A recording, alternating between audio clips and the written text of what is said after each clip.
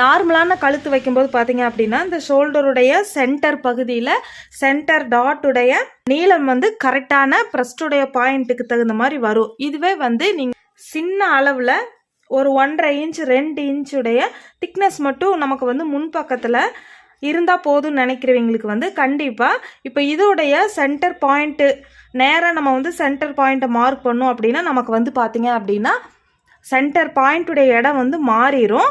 இந்த இடத்த வந்து மாறாமல் கரெக்டான சென்டர் டாட் மார்க் பண்ணுறதுக்காக பார்த்தீங்க அப்படின்னா பிரைசி அளவு மட்டும் நமக்கு வந்து மறைக்கிற அளவுக்கு முன்பக்கத்தில் வந்து கழுத்துடைய ப்ளவுஸ் இருந்தால் போதும் அப்படின்னா நமக்கு வந்து கண்டிப்பாக அபெக்ஸ் டு அபெக்ஸ் உடைய லென்த் வந்து கண்டிப்பாக தெரிஞ்சிருக்கணும். அது தெரிஞ்சால் மட்டும்தான் கரெக்டான சென்டர் பகுதியில் ப்ரெஸ்டுடைய பாயிண்ட்டுக்கு தகுந்த மாதிரி சென்டர் டாட்டை வந்து கரெக்டாக மார்க் பண்ண முடியும். அதனால் பிகினர்ஸ் வந்து இந்த அளவுகளையும் நீங்கள் வந்து கரெக்டாக தெரிஞ்சுக்கணும்.